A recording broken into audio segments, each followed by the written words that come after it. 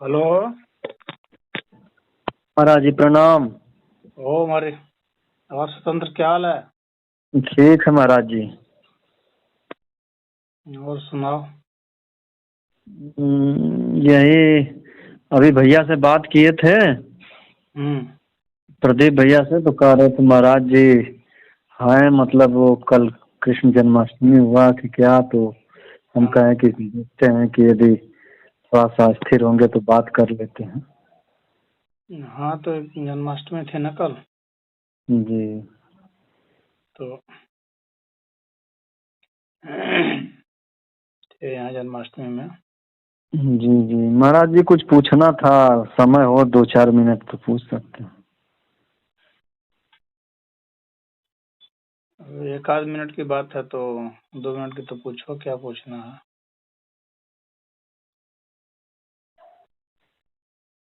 अच्छा, ये जो हान शब्द है, हानि शब्द। हे हेतु, हान हान उपाय है ना। अच्छा अच्छा, हाँ हाँ। तो हान जो शब्द है, और तो उसका उसके बारे में थोड़ा सा वही जानना था। आपके पतंजल योग जो सूत्र है उसमें मतलब हान के बारे में थोड़ा सा। हान मतलब कि वो दुख है। जी हम्म। तो दुख और दुख का निदान इसी विषय पर है।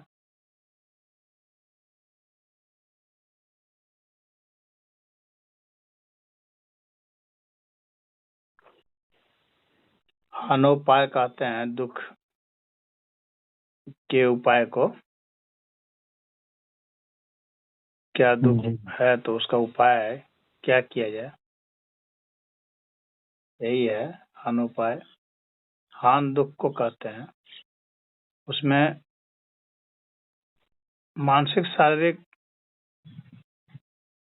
भावनात्मक, आध्यात्मिक सभी प्रकार के दुख आ जाएंगे।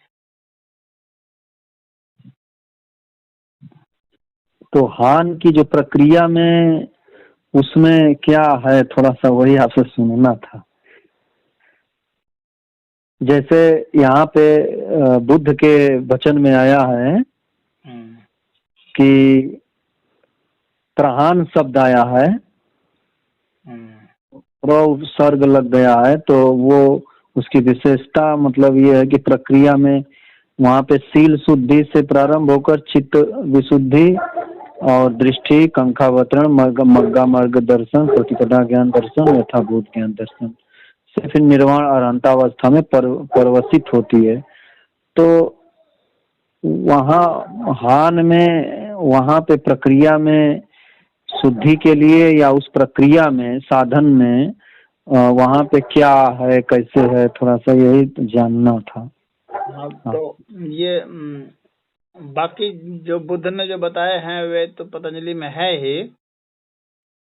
जी वे बातें वही बातें हैं, और लेकिन कुछ अतिरिक्त बातें ये हैं कि शरीर की भी शुद्धि के लिए बताया है, जिससे दुख का उपचार हो सकता है। पतंजलि जी ने शरीर के भी दुखों को दूर करने का उपाय बताया है। जैसे कोई बीमारी है तो उसका भी उपचार कैसे किया जाए। हालांकि सारा वैद्यक तो नहीं बताया है, लेकिन योग के माध्यम से शरीर का उपाय दुख का कैसे होगा वो बताया है। वो वैद्यक शास्त्र तो अलग है, यानी जैसे आयुर्वेद है या और चिकित्सा पद्धति है, प्राकृतिक चिकित्सा पद्धति है। तो उस विषय में तो पतंजलि जी ने नहीं बताया है, लेकिन बस हिंट जैसा दे दिया है बस। और बाकी जो है वो चिकित्सा शास्त्र में मिलेगा। शारीरिक उपाय, किसी ने विष पी लिया तो उसके कारण जो उसको दर्द है तो वो कैसे निकलेगा। तो भाई विष के काट के लिए जो होता है, विष की उल्टी कराने के लिए, इस तरह की बातें बहुत सारी हैं। तो वो तो वैद्यक शास्त्र का विषय है। लेकिन जो भावनात्मक दुख हैं, आध्यात्मिक दुख हैं, दैविक दुख हैं, तो इन सब का जो निदान है तो वो सब तो बताया गया है पतंजलि के शास्त्र में, जो तुम पूछ रहे हो। यहाँ योग में जो योगस्थ चित्त वृत्ति निरोधा है, यहाँ में चित्त की वृत्तियाँ जो हैं वो चित्त के संस्कार ही है ना, जो अविद्या से उत्पन्न होते हैं और अविद्या से सर्वथा निरोधित हो जाते हैं। हाँ, चित्त के वृत्तियां जो होती हैं वे सिर्फ संस्कार ही नहीं हैं, बल्कि उन संस्कारों को बनाने वाली जो चीजें हैं, जो संस्कारों को उत्पन्न करती हैं, जो उस प्रक्रिया में भाग लेती हैं, जो उसकी वृत्तियां हैं, जिसकी वजह से हम किसी चीज को फील करते हैं, वो सब चीज उसमें बात आती है।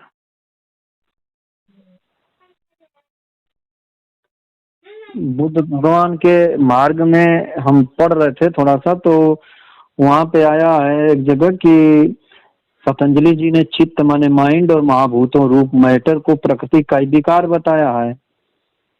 क्या क्या? चित्त माने चित्त जो है, महत जो है, बुद्धि है। हाँ, नहीं, बुद्धि, चित्त और बुद्धि को अलग रखा है, बुद्धि अलग अच्छा, ठीक है। तो यहाँ पे लिखे हैं कि चित्त माने माइंड और महाभूतों अर्थात रूप मैटर को प्रकृति का विकार बताए हैं। हाँ, माइंड रख सकते हो, चित्त जो है ना, हाँ, उसको माइंड के रूप में रख सकते हो, लेकिन माइंड से लोग सिर्फ मस्तिष्क के ही कुछ स्वरूप को अगर समझते हो तो वैसा पतंजलि जी नहीं बताते हैं। नहीं, उस अर्थ में भी नहीं हम समझ रहे हैं अभी। जिस अर्थ में बुद्ध और पतंजलि का समन्वय, यानी एक कोशिका में भी अगर दुख है तो वो उस दुख का जो कारण है, यानी उस कोशिका का भी एक चित्त है। अगर उसको दिमाग से अलग भी कर दिया जाए तो उस कोशिका का भी चित्त होता है। तो सिर्फ उसको कोई माइंड से समझेगा तो हो सकता है कि भ्रांति में हो जाए। पतंजलि जी वो समग्र चित्त की बात करते हैं। हमारे शरीर के जितने भी अंश हैं उन सबका जो चित्त है, जिसमें वह प्रवृत्ति है कि फिर से वह उत्पन्न हो सके, तो उन सभी चीजों को वे चित्त ही मानते हैं। सिर्फ दुख ही नहीं, बल्कि कोई भी चीज जो उत्पन्न हो सकती है उन सबको वे चित्त ही मानते हैं।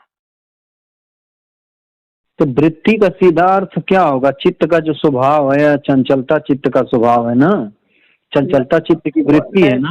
सिर्फ वो उसकी बात नहीं है। वृत्ति चंचलता तो वह तो एक गुण हो गया ना उसका जी, वह तो एक गुण हो गया, और भी चीजें हैं ना। चंचलता तो मतलब सिर्फ गति हो गई जी। तो सिर्फ गति का ही वहां पर विषय नहीं है। गति तो एक विषय है ही, लेकिन वहां पर दिशा भी है कि कौन सी दिशा होगी, गति की कौन सी दिशा होगी, उसका भी महत्व है।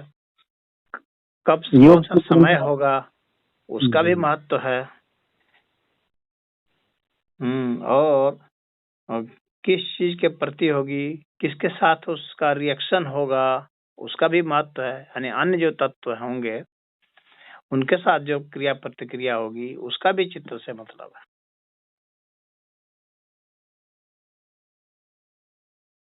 यहाँ जो चित्त का, अरे योग चित्त वृत्ति योग कहा गया है, वृत्ति निरोध। तो यहाँ योग का अर्थ संयोग, जुड़ाव है, संयुक्त होना है ना, दो चीजों का जुड़ाव का नाम न है कि फिर अलगाव वियोग या पृथकत्व का नहीं न है। योग तो वो संयोग से तो पतंजलि जी का कोई बहुत ज्यादा मतलब नहीं रहता है। तो क्योंकि वहां पर वो इसको परिभाषित जो कर रहे हैं तो उसमें कर रहे हैं वो निरोध की बात कर रहे हैं। तो निरोध हो जाने पर मतलब जो हमारा शुद्ध स्वरूप नहीं है, उसका जब निरोध हो जाता है तो हमारा जो शुद्ध स्वरूप बचता है तो उसी को योग वे कहे। यानी वह चीज जिसको कि हम मतलब हमारा जो शुद्ध रूप है अब वो रिएक्शन नहीं करेगा, वह क्रिया प्रक्रिया नहीं करेगा। This call is now being recorded. तो उसको वो चित्त कहे हैं। अगर जैसे एक जन्म से दूसरे जन्म में चला जाएगा तो वह जो है वो चित्त की ही वृत्ति मानी जाएगी। बात समझ रहे हो? जी। हेलो जी जी। Call recording has now आवाज नहीं ended. पड़ रही है ना? हाँ हाँ महाराज जी। हाँ, तो यही कह रहा हूँ। तो कहने का मतलब है कि वे योग को वह माने हैं कि जब जो कुछ भी जो शुद्ध हमारा स्वरूप है उसने जो कुछ भी अतिरिक्त अर्जित कर लिया है, जोड़ लिया है अपने से, उन सब का विच्छेद हो जाने के बाद ही जो बच जाता है वह योग है। तो उसमें वही चित्त की वृत्तियों को माने हैं वे कि चित्त की वृत्तियां जो है वे हट जाती हैं तो योग हो जाता है। और कहने को वो जो हटाई जाती है तो वो हटाने वाली जो उसको भी वृत्ति माने हैं, तो उस वृत्ति का भी जो हटाने वाली वृत्ति है उसका भी जब हट जाना है तब वह योग होता है। यानी निरोध का भी जब निरोध हो जाता है।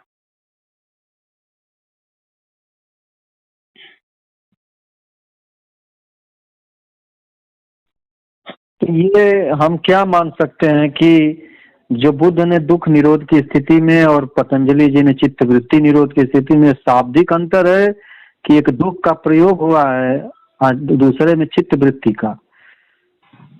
नहीं, तो मैं तो दोनों को पढ़ा हूँ तो मुझे तो दोनों में कोई बहुत ऐसा अंतर नहीं दिखता है। जी।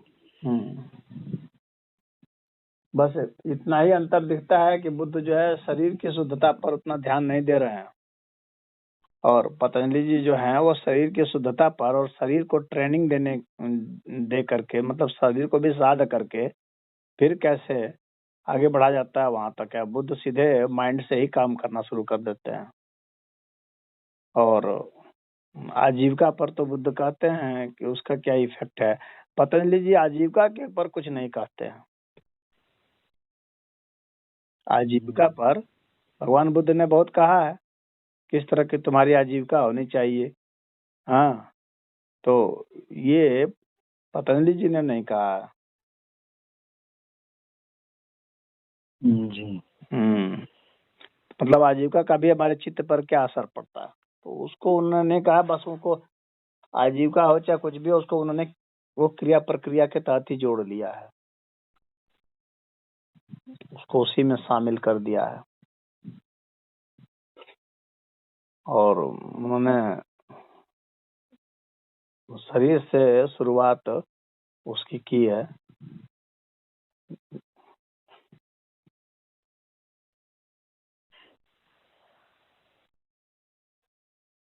और बाकी सब तो ठीक है, उसी तरह से है। थोड़ा अंतर आएगा, वो तो पढ़ोगे तो अपने पता चल जाएगा। जी जी, वही उसके जो सूत्र हैं, पतंजलि के सूत्र, उसको पढ़ने पर पता चल जाता है कि वे किस किस चीज का निषेध करना चाह रहे हैं, किस चीज को योग में बाधा मान रहे हैं। तो वही निरुद्ध चित्त की बात करते हैं, वो एकाग्र चित्त की बात करते हैं, तो एकाग्र चित्त को भी अंत में हटाना पड़ेगा। क्षिप्त चित्त की बात करते हैं, विक्षिप्त चित्त की बात करते हैं, मूढ़ चित्त की बात करते हैं। तो चित्त को उन्होंने कई कैटेगरी में बांटा है। तो जो केवल अवस्था को प्राप्त हो गया उसको वे निरुद्ध चित्त मानते हैं।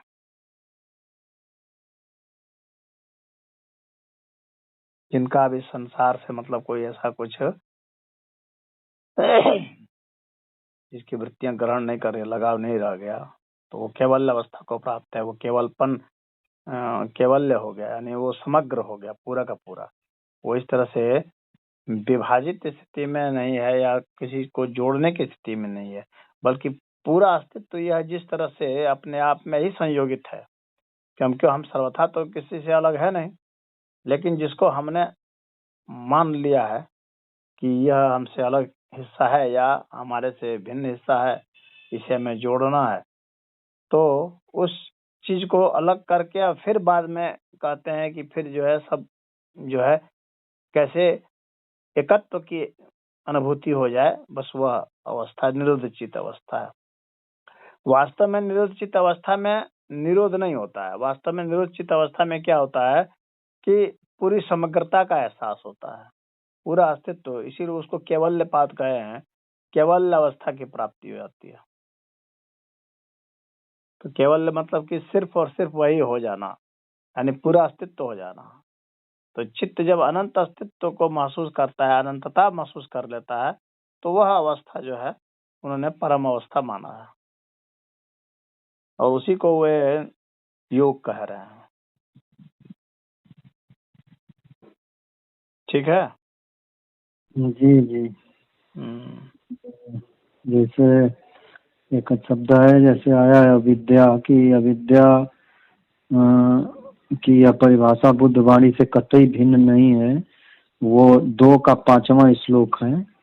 हाँ, वो तो सब उसी तरह से है। बाकी सब मैंने बताया ना, सब उसी तरह से है, जैसे बुद्ध का वैसा ही है। बस एक ही चीज में देख रहा, पतंजलि जी में आजीविका के ऊपर कोई जोर नहीं है, न कहीं कोई उल्लेख नहीं है।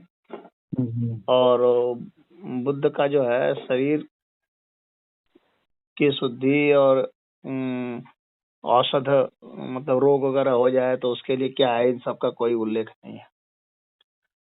क्या शरीर में वो क्या बोलते हैं, वो शरीर के लिए शुद्धि के लिए वो तो बताए हैं ना, सील के शुद्धि, सील सदाचार का जीवन जीना। नहीं, वो सब मान लीजिए वो तो माइंड के लिए हो गया ना, वह माइंड के लिए हो गया। नहीं, इसमें तो 2 शब्द आया, चित्त शुद्धि और सील शुद्धि। तो ये 2 मूल शुद्धियां है ना, एक माइंड का है, एक सील सदाचार जो नैतिक शरीर के आचरण है। तो वो नैतिक वाला है ना, मैं शरीर की बात कर रहा हूँ ना। जैसे मुझे घाव हो गया तो वो नहीं, वो तो दवा से जाएगा, लेकिन तो वही मैं कह रहा हूँ ना कि वो उसके लिए नहीं है। या मेरा पेट खराब हो गया, जी जी, गैस हो गया, ये सब तो ये पतंजलि जी ने इसके विषय में भी कहा है कि किस तरह से वो थोड़ा, मतलब हालांकि बहुत डिटेल में पतंजलि जी ने भी नहीं कहा, खाली एक हिंट दिया है। जी हाँ, अच्छा।